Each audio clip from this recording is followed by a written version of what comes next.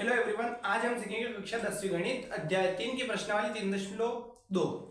प्रश्न क्रमांक 3 हमें दिया है कि निम्नलिखित समीकरण युग्म बनाइए व उनके हल प्रतिस्थापन विधि से हल कीजिए। यहाँ प्रश्न हमें दिया है इस तीसरे का पहला कि दो संख्याओं का अंतर 26 है और एक संख्या दूसरी संख्या की 3 गुनी है, उन्हें ज्ञात कीजिए।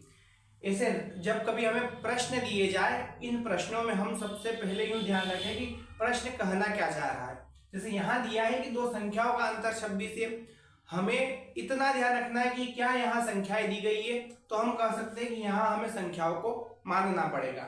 हम यहाँ लिखेंगे माना, अब संख्याएं दो है तो हमने लिख दिया माना पहली संख्या बराबर x। इसी के बाद दूसरी संख्या भी हम मान लें तो हमने यहां लिखा दूसरी संख्या बराबर y।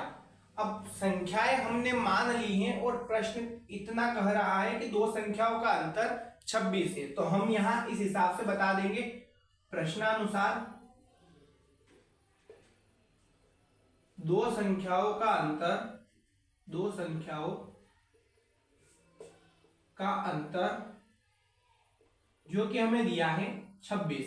अब अंतर का मतलब होता है कि कहीं ना कहीं उन दोनों संख्याओं के बीच में घटाव होगा, यानी पहली संख्या हमारे पास x है, दूसरी संख्या हमारे पास y है और इसके बराबर 26 तब होगा जब इनके बीच में माइनस लगा हो। हमने यहां तक प्रश्न को पढ़ा और इस हिसाब से समीकरण पहली प्राप्त की। फिर प्रश्न में आगे बोला गया है कि और एक संख्या जो है वो दूसरी संख्या की 3 गुनी है।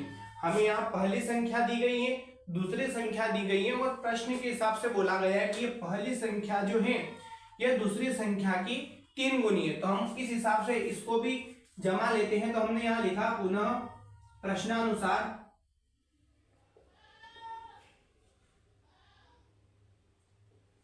एक संख्या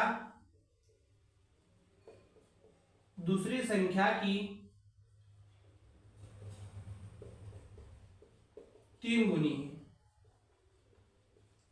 अब यहां जब कभी गुना या गुनी का बोला जाए, हमें इतना ध्यान रखना है कि उन दोनों संख्याओं के बीच में तुलना हो रही है, तो हम कह सकते हैं कि x बराबर हमने कर दिया y और पहली संख्या जो है वो दूसरी संख्या की 3 गुनी है, तो जिसके साथ का या की लगा हुआ होता है वहां हम 3 का गुणा कर देंगे। यानी यहाँ इसके साथ की लगा हुआ है तो हमने गुणे का चिन्ह लगाया, पहली संख्या दूसरी संख्या की 3 गुनी है यानी इसके साथ हमने कर दिया 3 का गुणा।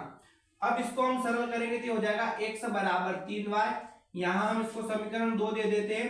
देखिए यहां अगर रेखिक समीकरण होती तो हम समीकरणों को पुनर्स्थापित करते, x या y के मान ज्ञात करते। यहाँ समीकरण 1 x माइनस y बराबर 26 दे रखी है, समीकरण दूसरी दी गई है कि x बराबर 3y। हम यहाँ तीसरी समीकरण को ना सोचे और x की जगह अगर 3y हम इस पहली समीकरण में रख देंगे तो कहीं ना कहीं यहां से हमारा y का मान ज्ञात हो जाएगा। तो हम यहां लिखेंगे समीकरण 2 से x का मान समीकरण 1 में रखने पर, और समीकरण 1 जो है हम सबसे पहले उसको लिख लेते हैं। यहां समीकरण 1 दी गई है हमें x माइनस y बराबर 26।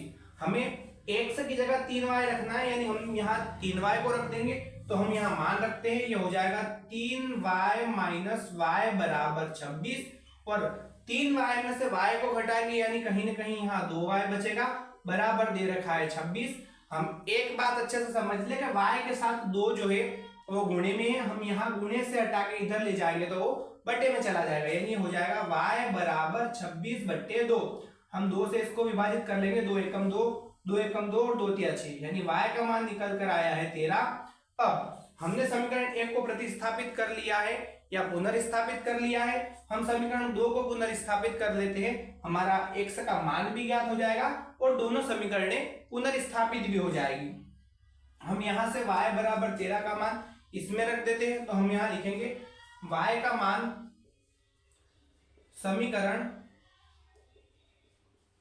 2 में रखने पर, तो यहां हम लिखेंगे x बराबर 3y और हमें y की जगह रखना है 13, तो हमने यहां लिख दिया x बराबर 3 और 13, इन दोनों के बीच में कुछ नहीं है मतलब गुणा, x का मान यहां से निकल कर आया 39 और y जो था वो हमारे पास था 13।